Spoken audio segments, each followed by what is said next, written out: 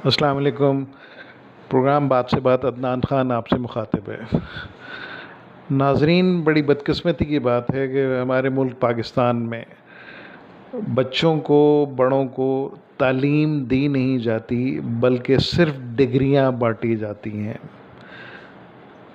इल्म हासिल करना हमें अपने मज़हब की तरफ से हिदायत है कि इल्म हासिल करना कितना ज़रूरी है, और बदकिस्मती से उतना ही हम दूर होते जा रहे हैं।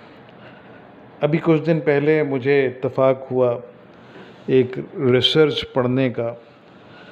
मैं चाहता हूँ ज़रा पहले आपसे शेयर कर लूँ, फिर हम बात करेंगे पाकिस्तान के हवाले से। आपको मालूम होना चाहिए कि इस वक्त जो तालीमी दर्जा बंदी है, उसके एतबार से फ़िनलैंड दुनिया में पहले नंबर पर है, जबकि जो दुनिया की सुपर पावर अमेरिका है उसका नंबर 20वां है, 20th नंबर। और जो 2023 इस वक्त चल रहा है, इस वक्त फ़िनलैंड दुनिया का वाहिद मुल्क है जहाँ पे सब्जेक्ट यानी मज़मून नाम की कोई चीज़ भी स्कूलों में नहीं पढ़ाई जाती है। ना, आपके लिए हैरान कुन बात। फ़िनलैंड का कोई भी स्कूल ज़्यादा से ज़्यादा 195 बच्चों पर मुश्तमिल होता है, जबकि हर 19 बच्चों पर एक टीचर होता है। ज़रा जहन में रखिए, हमारे यहाँ एक स्कूल में कितने बच्चे होते हैं, और हर क्लास में माशाल्लाह 40, 50, 100 तक बच्चे होते हैं, और एक टीचर पढ़ा रहा होता है।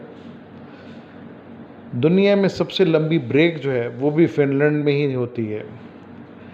बच्चे अपने स्कूल टाइम का 75 जो मिनट का ब्रेक है वो लेते हैं, 75 मिनट्स ब्रेक होता है। दूसरे नंबर पर 57 मिनट्स, 57 मिनट का ब्रेक हम देखते हैं न्यूयॉर्क के स्कूलों में होता है।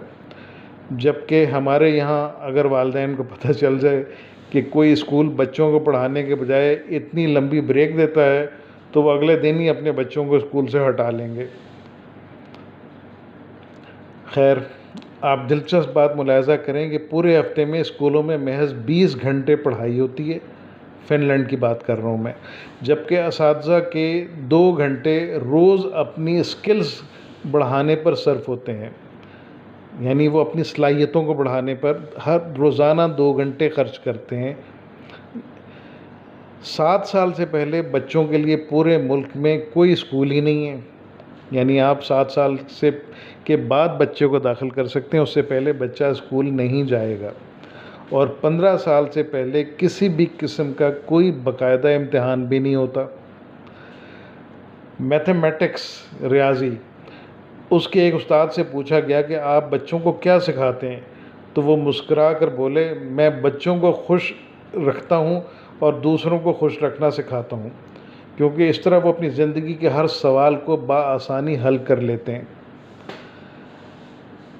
आप जापान की मिसाल ले लें, तीसरी जमात तक बच्चों को एक ही मज़मून सिखाया जाता है, और वो मज़मून, आपके यकीन नहीं आएगा, वो मज़मून अखलाकियात और आदाब हैं। हज़रत अली रज़ियल्लाहु ताला अन्हु ने फरमाया था कि जिसमें अदब नहीं उसमें दीन नहीं। मुझे नहीं मालूम कि जापान वाले हज़रत अली को कैसे जानते हैं, और हमें अभी तक इनकी ये बात क्यों नहीं समझ आ सकी। बहरहाल, इस पर अमल की ज़िम्मेदारी फ़िलहाल जापान वालों ने ली हुई है।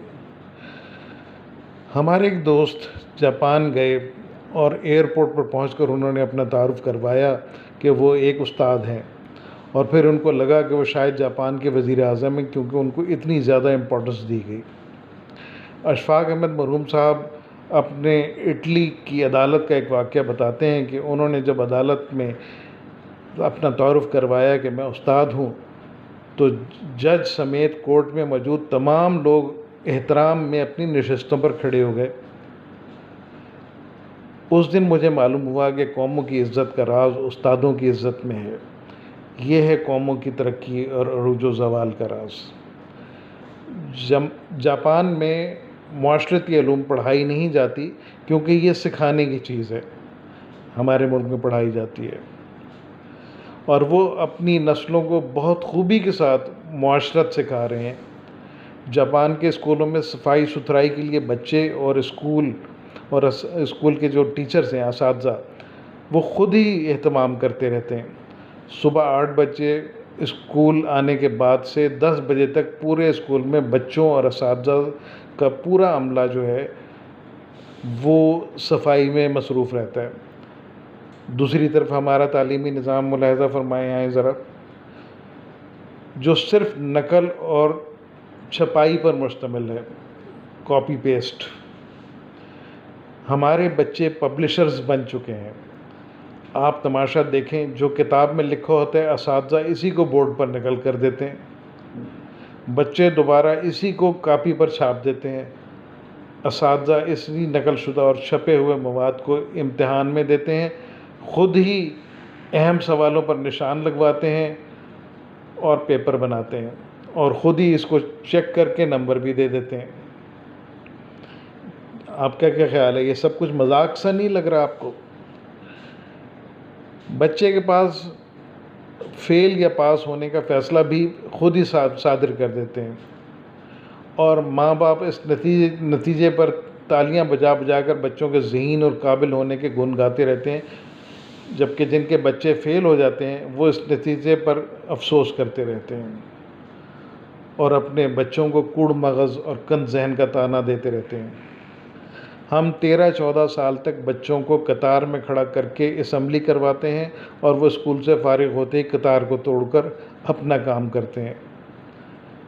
آپ کو کہیں بھی ڈسپلن نظر نہیں آئے گا۔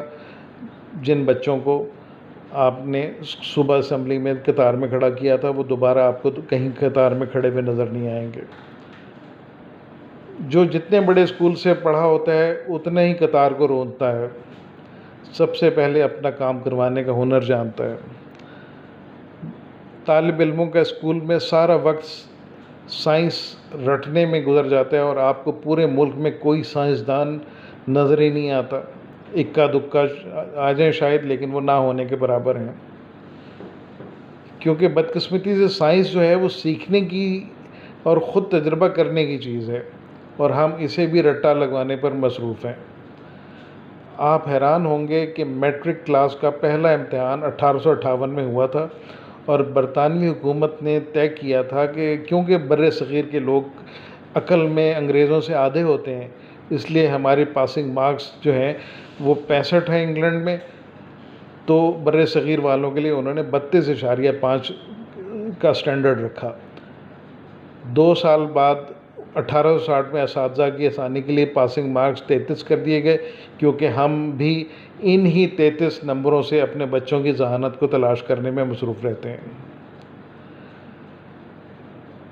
اگر ہم تعلیمی نظام نہیں تبدیل کر سکتے، آئیں کم از کم ہم گھر میں بچوں کی تربیت اس طرز پر شروع کریں کہ ان کو علم سیکھنے کا موقع ملے، اور یہ چینل جو ہے یہ بھی ایک اسی کوشش کا حصہ ہے کہ بچوں کو جو ہے وہ علم کی طرف راغب کیا جائے۔